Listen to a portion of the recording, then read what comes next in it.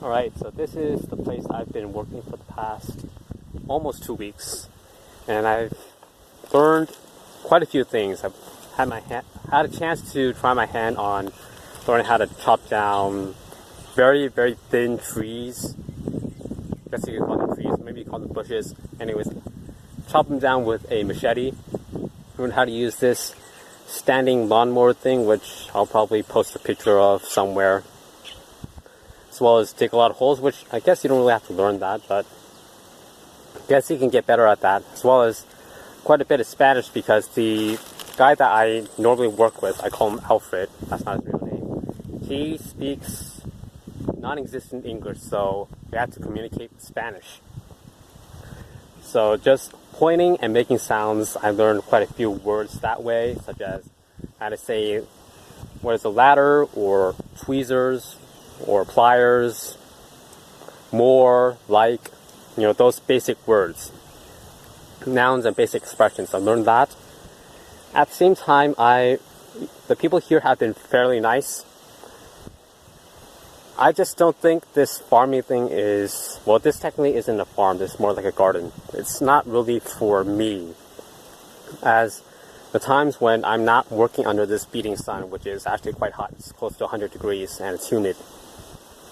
There's no city for me to explore, which I find, even though I have other things to do, such as learning the guitar or working on my website, YouTube,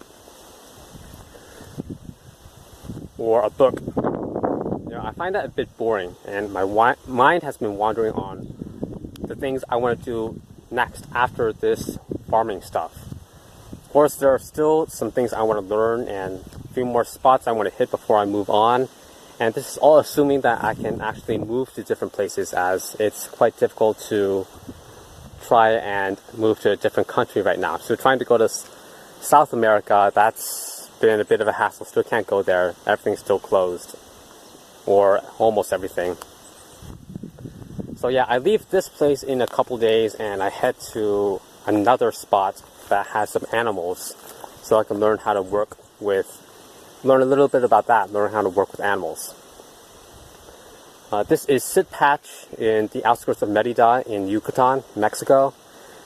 And today is July 27th, 2020. And that's all I have to say right now. We'll catch you on to the video. Alright, I've been told by people that know me best that I am an incredibly impatient person.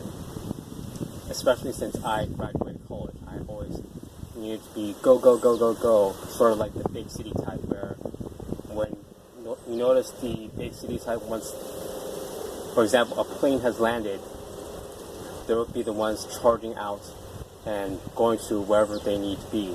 And if you ask them for directions, they're likely going to give you something very quick, or they might outright ignore you.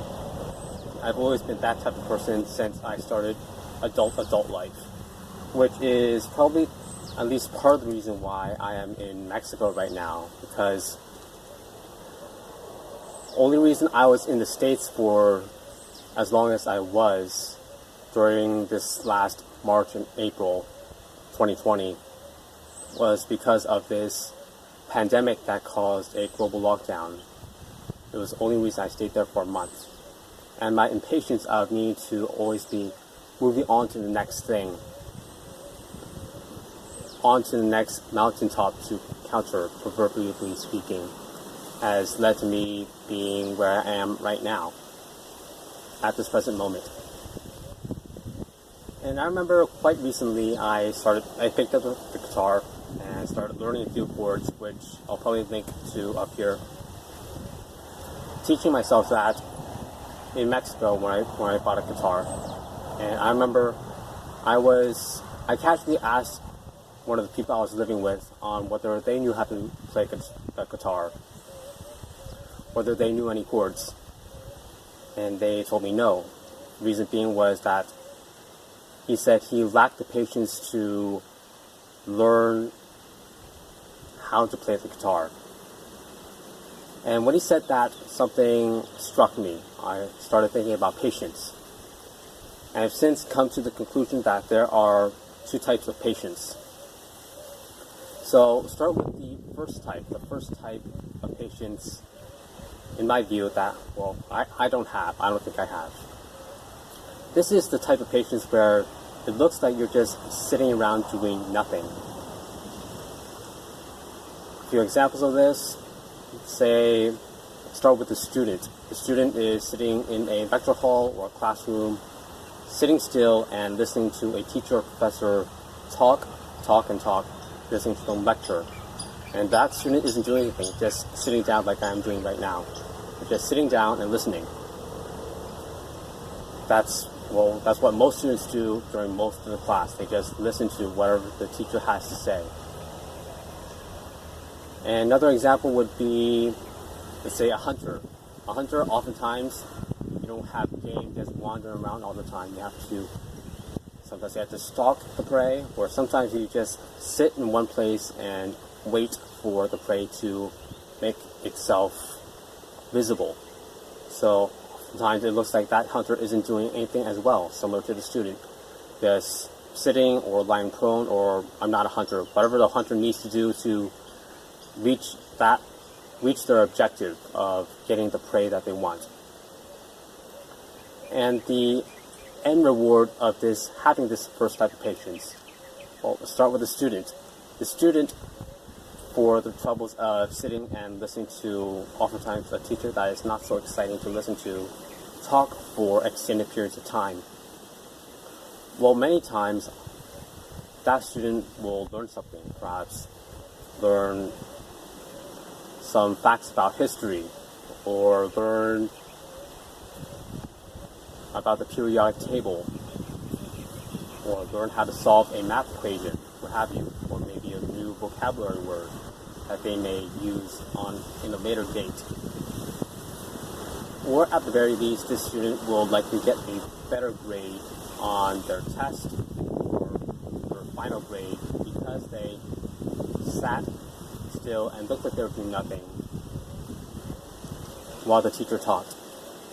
That's some of the rewards that the student gets. And the hunter, well, oftentimes if the hunter has this first type of patience, has a sufficient amount of it, well, that hunter will be able to locate the prey that he was looking for, or she looking for, and kill that deer or rabbit and have food to eat for that night, be able to put food on the table. And that's the first type of patience, of the person that it looks like they're doing nothing, but in actuality they are actually doing something. It's just the time and effort required to get to whatever they wanted. It requires a lot of sitting around, seeming as though they don't have anything to do. And the second type of patience, that is when you are actively engaged in doing something. Hold on. You're actively engaged in doing something. So some examples. Let's not start with examples. Say you're putting in blood, sweat, and tears to achieve your objective, and what you're putting in your time to do something that requires you to be actively engaged in solving problems that arise as you are trying to pursue whatever it is you're trying to pursue. And this is the type of patience that I have. A few examples would be learning public speaking, or Muay Thai, salsa, or now learning the guitar. This all requires both time in pursuing whatever it is that you're trying to achieve, as well as you're actually trying to solve the technical problems that arise as you're trying to achieve what it is you're trying to achieve.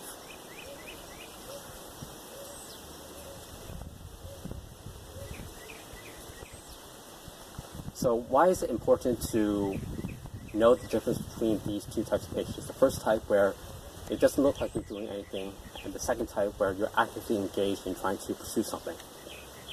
Well, yet again, I'm going to bring Stephen Covey in as an example to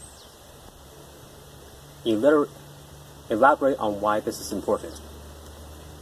So Stephen Covey, in his book, 7 Habits of Highly Effective People, one of his habits, I don't remember off the top of my head which one, he said, it's important to begin with the end in mind. So you have your end, which is you're trying to gain a skill or make some notable achievement. Once you have that, well, now the question becomes, how am I going to get to where I want to go? And part of that, getting to where you want to go, is having the tools required to get you to where you want to be. So questions arise of what tools do I need? Which type of patience is required to get to where I want to go? And if I am lacking in that type of patience, whether the first type of it looks like you're just sitting still doing nothing, or the second type of patience where you're actively engaged and trying to make things happen, you're solving all these technical problems. The first type and the second type, if I'm lacking in the type of patience required to gain this skill or reach this goal, how can I compensate so that I can still get to where I want to go despite lacking the tools needed to get to that place?